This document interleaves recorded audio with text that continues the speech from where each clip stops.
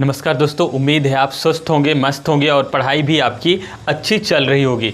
दोस्तों आज हम लोग यूपी ट्रिपल एससी पेट के लिए कुछ इंपॉर्टेंट और बेहतरीन प्रश्नों को डिस्कस करने वाले हैं। तो बिना देरी के हम लोग बढ़ते हैं प्रश्न नंबर 1 की तरफ। चलिए दोस्तों, प्रश्न नंबर 1 आपकी स्क्रीन पे है। पहला प्रश्न कथन और पूर्वधारणा से है। कथन पहला है, इसमें कहा गया स्पुतनिक 5 एक दवा है जो चिकित्सा क्षेत्र में लहर उत्पन्न कर रही है। ठीक है ना। पूर्वधारणा है, पूर्वधारणाएं नंबर 1, कोई अन्य दवा चिकित्सा क्षेत्र में लहर उत्पन्न नहीं कर रही है। अच्छा, ये तो कथन में नहीं कहा गया कि कोई अन्य दवा चिकित्सा क्षेत्र में लहर उत्पन्न नहीं कर रही है, तो नहीं कहा गया ना। कथन में केवल कहा गया है कि जो स्पुतनिक है, कथन में केवल इतनी बात कही गई कि स्पुतनिक 5 एक दवा है जो चिकित्सा क्षेत्र में लहर उत्पन्न कर रही। बाकी लहर उत्पन्न कर रही दवाएं कि नहीं कर रही, ये कथन में कहीं भी नहीं कहा गया है। तो कथन जो पूर्वधारणा नंबर 1 सही नहीं हो सकता। दूसरा आ जाओ, स्पुतनिक 5 एक सबसे अच्छी सर्वोत्तम दवा है। आपको याद होगा, जब भी पूर्वधारणा में सर्वोत्तम, एकमात्र, सबसे अच्छी, सिर्फ, केवल, ये सब शब्द आ जाएं तो कभी भी पूर्वधारणा आपकी सही नहीं होती है। तो पूर्वधारणा 2 भी गलत हो जाएगी। तो इसका आंसर होगा ना तो पूर्वधारणा नंबर 1 ना ही 2 निहित है। ठीक है ना। तो इसका ना तो 1 ना तो 2 आपका निहित होगा पूर्वधारणा। चलिए बढ़ते हैं अगले प्रश्न की तरफ। चलिए दोस्तों, ब्लड रिलेशन का एक प्रश्न आपके सामने है। इसमें कोडेड प्रश्न दिए गए हैं। कोडेड है, कहा गया U प्लस डब्ल्यू का अर्थ है U कामा डब्ल्यू का पिता है। U माइनस डब्ल्यू का अर्थ है U कामा डब्ल्यू की पत्नी है। U मल्टीप्लाई डब्ल्यू का अर्थ है U कामा डब्ल्यू का भाई है। U डिवाइड डब्ल्यू का अर्थ है U कामा डब्ल्यू की पुत्री है। तो एक समीकरण दिया गया है K divide L plus M plus N का अर्थ में आपको इस समीकरण बताना है K कामा N से किस प्रकार संबंधित है। तो दोस्तों, जब भी इंफॉर्मेशन फर्स्ट पर्सन के बारे में हो, पहले व्यक्ति के बारे में हो, तो उसको हम लेफ्ट से राइट यानी कि बाईं ओर से दाईं ओर सॉल्व करते हैं। तो चलिए इसको सबसे पहले सॉल्व करते हैं। डिवाइड का मतलब क्या है? तो डिवाइड का मतलब भैया है पुत्री। इसका मतलब पुत्री कौन होगा? के पुत्री होगी। किसकी पुत्री होगी? एल की। तो एल की पुत्री है। अच्छा, पुत्री कौन है? के। तो जेंडर किसका पता है? के का। ये मेल है फीमेल हमें नहीं पता है। प्लस का मतलब पढ़ो। प्लस का मतलब है भैया एल प्लस एम, और प्लस का मतलब है पिता। इसका मतलब एल पिता है। एल पिताजी हैं। किसके पिता हैं? एम के। इतनी बातें समझ आई। फिर प्लस लगा है और प्लस का मतलब पिता है, तो इसका मतलब एम पिता हैं। किसके पिता होंगे? एन के। एन का जेंडर नहीं पता है। अब इसमें क्या बोला गया? कहा गया के कामा एन से किस प्रकार संबंधित है। के कामा एन से किस प्रकार संबंधित है। सेकेंड पर्सन फर्स्ट पर्सन को क्या कॉलिंग करके बुलाएगा, दूसरा व्यक्ति पहले व्यक्ति को क्या कॉलिंग करके बुलाएगा। तो एन जो है के को क्या बुलाएगा भैया? एन के को क्या बुलाएगा? तो एन इनको या तो मेल होगा ये या फीमेल होगा। मेल होगा तो भी इनको पिता बुलाएगा, फीमेल होगा तो भी एम को पिता बुलाएगा। और पिता की बहन को क्या बुलाते हैं? पिता की बहन को बुलाते हैं बुआ। क्या बुलाते हैं भैया? बुआ। तो आंसर क्या हो जाएगा इसका? बुआ। अब इस पे इफेक्ट नहीं पड़ेगा कि एन का जेंडर नहीं पता है भाई। यहाँ पे अगर ये मेल होगा, थोड़ी देर के लिए समझ लो, मेल होगा तो भी इनको बुआ बुलाएंगे क्योंकि पिताजी के बहन को बुआ। फीमेल होगा तो भी बुआ, है ना। तो आंसर क्या हो गया? बुआ। ऑप्शन कौन सा हो जाएगा? ऑप्शन नंबर 3 इसका परफेक्ट आंसर होगा। चलो बढ़ते हैं अगले प्रश्न की तरफ। चलिए दोस्तों, अगला प्रश्न आपके स्क्रीन पे है। कोडिंग डिकोडिंग का प्रश्न है। कहा गया यदि किसी कोड भाषा में मैंगोज को कोड किया गया है AEGMNOS में, तो उसी कोड भाषा में फ्रेंड की कोडिंग क्या होगी आपको बताना है। तो बहुत ही इजी प्रश्न है दोस्तों। देखने में तो आपको लग रहा होगा कि आप गुणा भाग जोड़ घटाव करके परेशान हो गए होंगे, लेकिन आप देखोगे सिंपल लॉजिक देखोगे तो अंग्रेजी वर्णमाला में इंक्रीजिंग ऑर्डर में, यानी कि छोटे नंबर से बड़े नंबर की तरफ, यानी कि पहले लेटर से अंतिम लेटर की तरफ। तो देखो यहाँ मैंगोज में कुछ आपको लेटर दिख रहे होंगे। तो सबसे पहले अंग्रेजी वर्णमाला में ए आएगा तो ए लिखा गया। उसके बाद क्या आएगा भैया? बी आएगा, बी तो है नहीं। सी आएगा, वो भी नहीं है। डी आएगा, वो भी नहीं। ई आएगा, ई लिखा गया। ई लिखा गया। उसके बाद जी, फिर M, फिर N, फिर O, फिर S, यानी कि इसको अंग्रेजी वर्णमाला में बढ़ते क्रम में लिखा गया है। तो फ्रेंड में जो स्पेलिंग, जो लेटर है, जरा ध्यान से देखो तो सबसे छोटा लेटर क्या दिखेगा आपको, तो D दिखेगा, सबसे पहले आएगा। इसके बाद क्या आएगा भैया, तो इसके बाद आपको दिखेगा यहाँ पे E आएगा, और E के बाद D हो गया, E हो गया, फिर देखोगे F आएगा, क्या आएगा, F आएगा, और F के बाद क्या आएगा भैया, I आएगा, क्या आएगा, I आएगा। उसके बाद I भी हो गया, अब हमारे पास N बचा है और R बचा है, तो पहले आएगा N, फिर आएगा R, तो आंसर हो गया DE FI, DE FI NR आपका परफेक्ट आंसर होगा। उम्मीद है आप इसको समझे होंगे। अंग्रेजी वर्णमाला में क्या हुआ भैया, इंक्रीजिंग ऑर्डर में इसको सेट किया गया है। चलिए बढ़ते हैं अगले प्रश्न की तरफ। चलिए भैया अगला प्रश्न रैंकिंग का है, यानी कि हम कह सकते हैं बृहत और लघु मान सकते हैं, सीटिंग अरेंजमेंट मान सकते हैं, मिक्स है, यानी कि ज़्यादातर इसको हम इंपॉर्टेंस दें तो आपके सिलेबस के अकॉर्डिंग बृहत एवं लघु का है, तुलनात्मक प्रश्न होता है। कहा गया बिल्डिंग ए बिल्डिंग बी की तुलना में सस्ती है लेकिन बिल्डिंग सी की तुलना में महंगी है। बिल्डिंग डी बिल्डिंग ई की तुलना में महंगी है लेकिन बिल्डिंग सी की तुलना में सस्ती है। किस बिल्डिंग की कीमत मध्यम है, यानी कि बीच में कीमत किसकी है, तो आपको बताना है। चलिए इसको सॉल्व करते हैं। बिल्डिंग ए बिल्डिंग बी की तुलना में सस्ती है। बिल्डिंग ए सस्ती है, किससे सस्ती है, बी से। इसका मतलब बिल्डिंग बी महंगी होगी, किससे महंगी होगी, ए से। बिल्डिंग ए सस्ती है, किससे सस्ती है, बी से। आगे बोला गया लेकिन सी से महंगी है, सी की तुलना में महंगी है। ए जो है बी से सस्ती है लेकिन सी से महंगी है। बात आई समझ में। बिल्डिंग ए जो है बी से तो सस्ती है लेकिन सी से महंगी है।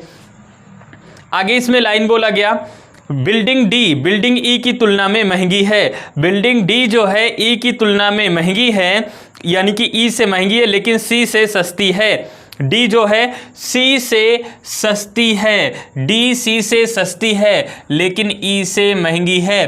बिल्डिंग डी बिल्डिंग ई से क्या है भैया, बिल्डिंग ई जो है बिल्डिंग डी बिल्डिंग ई से महंगी है। बिल्डिंग डी जो है महंगी है, किससे महंगी है, बिल्डिंग डी ई से महंगी है लेकिन सी से सस्ती है। तो ए आपका क्रम हो गया। पूछा गया मध्यम वाला, तो मध्यम यानी कि बीच में कौन है, सी। तो ऑप्शन क्या हो जाएगा भैया इसका, ऑप्शन नंबर 3 इसका हो जाएगा। बिल्डिंग सी क्या है भैया, मध्यम में है। बिल्डिंग सी क्या है, मध्यम में है। समझ पाए। चलिए बढ़ते हैं अगले प्रश्न की तरफ। चलिए दोस्तों अगला प्रश्न आपके स्क्रीन पे है। कहा गया उस शब्द में से कितने अक्षर युग्म हैं जिनके बीच आगे और पीछे से दोनों ओर से उतने ही अक्षर हैं जितने कि अंग्रेजी वर्णमाला में उनके बीच होते हैं। तो इसको चलिए सॉल्व करते हैं। तो इसमें करना क्या होता है दोस्तों, हमें यहाँ से लेटर पढ़ना शुरू करो। जैसे ए बी तो हो गया, C D E F G H I J K L M नहीं बना। ओ से देखो, O P Q R S T U V W X नहीं बना। आर से देखो, R S T U V W X Y Z नहीं बना। पी से देखो, पी क्यू आर, पी से आर तक देखो, पी से पी क्यू आर के स्थान पे आ गया तो एक पेयर बन गया पी आर का, ठीक है ना। पी क्यू देखो, पी क्यू आर, फिर आगे पढ़ लो, यहीं से आगे भी चेक कर लो, P Q R S T, T के स्थान पे टी आया तो एक पेयर बन गया किसका भैया, टी आर का, सॉरी पी टी का। आगे भी देख लो, P Q R S T U V W, आगे नहीं बना। ओ से चेक करो, O P Q R S T U नहीं बना। अब क्या करो, आर से देखो, आर एस टी, टी के स्थान पे टी मिला तो एक बन गया आर टी, ठीक है ना। Are S T, U V W नहीं बनेगा। ए से देखोगे तो ए से भी नहीं बनेगा, टी से देखोगे नहीं बनेगा, आई से नहीं, ओ से देखोगे तो एन की तरफ नहीं बनेगा, ओ से एन की तरफ नहीं बनेगा। लेकिन एन से देखो, एन के बाद क्या आता है, ओ, एन ओ, तो एक एन ओ बन गया। क्या बन गया भैया, एन और ओ भी बन गया। आगे देखो, N O P Q R S T U V W X नहीं बना। आई से देखो, आई सॉरी ओ PQRSTUVWX नहीं बना। I से भी IJKLMN नहीं बनेगा।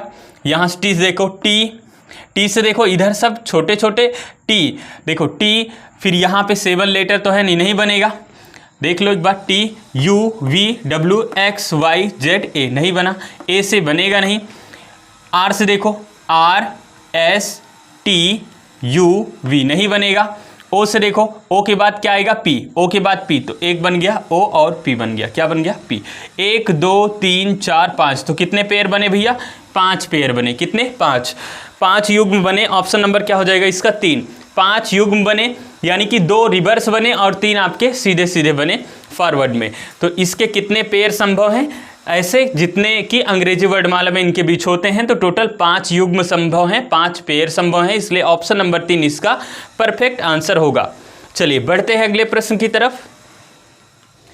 चलिए भैया अगला प्रश्न है, दिए गए शब्दों को शब्दकोश के क्रम के अनुसार व्यवस्थित कीजिए। यानी कि जो शब्द है इसको शब्दकोश के अनुसार कैसे व्यवस्थित किया जाएगा, इस पे चर्चा करते हैं, इसको हम लोग व्यवस्थित करते हैं, ठीक है ना। यानी कि जो सबसे पहले आएगा, जैसे आप मोबाइल में अपना कॉन्टैक्ट नंबर कुछ लोग का सेव किए होगे, तो ए वाला पहले दिखता होगा, फिर बी वाला, फिर सी वाला, लेकिन ए में भी सबसे पहले कौन सा दिखेगा, जिसमें AA होगा, ट्रिपल ए होगा, AA वाला दिखेगा, उसके बाद AB वाला दिखेगा, फिर AC वाला दिखेगा, फिर AD वाला दिखेगा, ऐसे क्रम में दिखता है। तो यहाँ भी हमें उसी क्रम में सेट करना होता है। सबसे पहले अगर हम ध्यान से देख पाएँ तो T सब में कॉमन है, यानी कि T सब में है, T सब में है, तो T से तो हम डिसाइड नहीं कर सकते कि कौन सा शब्द पहले आएगा। आगे बढ़े तो हमें A मिल गया, फिर E मिल गया, फिर E मिल गया, फिर H मिल गया, A मिल गया। अब ए कहाँ पे मिला, दूसरे स्थान पे, दूसरे लेटर पे, पहले में और पांचवें में। तो पहले पांचवें में तो पहला और पांचवा तो पहले आएगा, लेकिन पहले और पांचवें में कौन पहले आएगा ये डिसाइड होगा अगले लेटर से। अगला लेटर मिला N और यहाँ पे मिला R।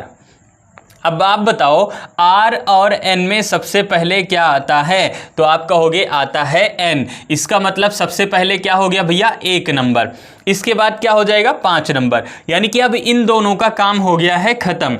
आगे फिर बढ़ते हैं, यहाँ पे दूसरे लेटर पे E मिला, फिर E मिला और फिर H मिला।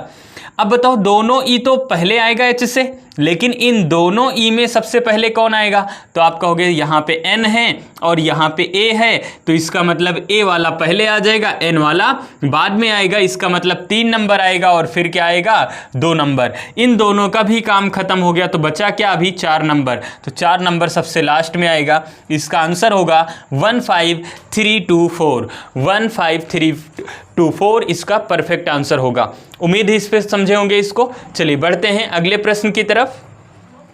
चलिए दोस्तों अगला प्रश्न रैंकिंग का है। कहा गया कक्षा रैंकिंग में पल्लवी शीर्ष से 22वें और राकेश शीर्ष से 32वें स्थान पर है। यदि वे दोनों आपस में अपनी स्थिति परस्पर बदल लेते हैं तो पल्लवी नीचे से 15वें स्थान पर आ जाती है। कक्षा में कितने छात्र हैं आपको बताना है। तो रैंकिंग में 3 फार्मूला मैंने बताया था, याद होगा शायद आपको। रैंक इक्वल क्या बताया था भैया, डिस्टेंस बताया था। अगर रैंकिंग में दिक्कत आ रही है तो वीडियो प्लेलिस्ट में होगा, आप जाके देख सकते हो। रैंकिंग में 3 फार्मूला आपको याद रखना है। Rank equal distance, person equal distance -1, distance equal person +1 होगा। तो यहाँ पे जो रैंक दिया गया है, पल्लवी का रैंक क्या है भैया, शीर्ष से 22वें स्थान पर है। शीर्ष से कितना है पल्लवी, यहाँ पे पल्लवी है, ठीक है, P लिख सकते हैं P। पल्लवी कितना है शीर्ष से 22वें स्थान पर है। राकेश शीर्ष से कितना हो गया भैया, तो राकेश जो है शीर्ष से 32वें स्थान पर है। जब वो आपस में अपना स्थान बदल लेते हैं तो पल्लवी के स्थान पे कौन आ गया, राकेश आ गया। राकेश के स्थान पे कौन आ गया, पल्लवी। जब वो आपस में परस्पर अपना स्थान बदल लेंगे तो पल्लवी के स्थान पे राकेश और राकेश के स्थान पे पल्लवी हो गया। तो जो पल्लवी यहाँ पे हो गई, स्थान बदलने के बाद बोला गया पल्लवी नीचे से कितना हो जाती भैया, पल्लवी नीचे से 15वें स्थान पर आ जाती। नीचे से काउंट किया गया तो पल्लवी कितने स्थान पर आ गई, 15वें स्थान पर आ गई, यहाँ पे 15 हो गया। इतनी बातें समझ पाए। देखो पल्लवी ऊपर से शीर्ष से 22वें स्थान पर, राकेश शीर्ष से 32वें स्थान पर। जब वो आपस में अपना स्थान बदल लिए, अर्थात पल्लवी के स्थान पे राकेश और राकेश के स्थान पे पल्लवी, तो काउंट किया गया तो पल्लवी नीचे से कितना थी, 15वें स्थान पर थी। अब मुझे बताओ ये टोटल वाली डिस्टेंस हमें पता करना, यहाँ से यहाँ कितनी होगी। यहाँ से यहाँ डिस्टेंस कितनी होगी 32, और 32 और 15 कितना हो गया भैया 47 हो गया। 32 15 47 की अगर डिस्टेंस बनी तो आपको पता है पर्सन इक्वल क्या होगा भैया, डिस्टेंस -1 होता है। डिस्टेंस 47 की तो एक कम कर दोगे, व्यक्तियों की संख्या कितनी आएगी 46। इस पंक्ति में कितने व्यक्ति हैं, कितने छात्र हैं 46, तो 46 इसका परफेक्ट आंसर होगा। ऑप्शन नंबर 4 इसका सही आंसर होगा। उम्मीद है आप इसको भी समझे होंगे। चलिए बढ़ते हैं अगले प्रश्न की तरफ। चलिए दोस्तों, अगला प्रश्न है आपका एनालॉजी का, यानी कि पहले का संबंध, इसका संबंध जिस प्रकार इससे है उसी प्रकार इसका संबंध इससे किस प्रकार होगा आपको बताना है।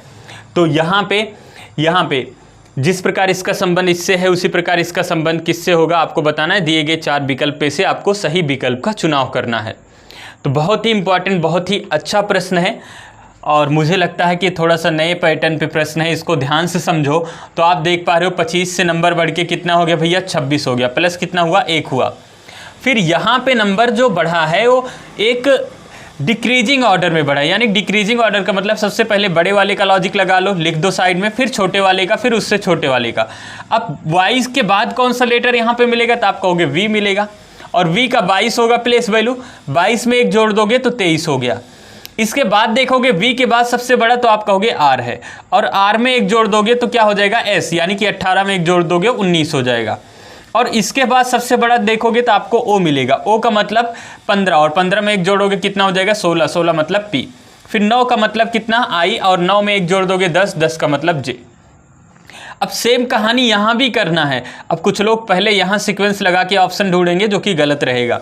अब देखो सबसे बड़ा इसमें क्या है, तो आप कहोगे सबसे बड़ा r है, और r का मतलब 18, और 18 में 1 जोड़ोगे तो क्या हो जाएगा 19 का मतलब s हो जाएगा। उसके बाद सबसे बड़ा ढूंढो, क्या मिलेगा 13 नंबर, और 13 में 1 जोड़ोगे 14 का मतलब कितना हो गया भैया n हो गया, क्या हो गया n हो गया। अगला सबसे बड़ा ढूंढोगे तो आपको मिलेगा e, और e का मतलब क्या होगा 5, और 5 में 1 जोड़ोगे 6, 6 का मतलब हो गया f। अगला नंबर c हो गया, और c का मतलब होगा 3, और 3 में जोड़ोगे भैया 1 तो 4, 4 का मतलब d हो गया। फिर 1, a का मतलब 1, 1 में 1 जोड़ोगे 2, 2 का मतलब b हो गया। तो इसका आंसर होगा भैया SNFDB, इसका परफेक्ट आंसर होगा। उम्मीद है आप इसको भी समझे।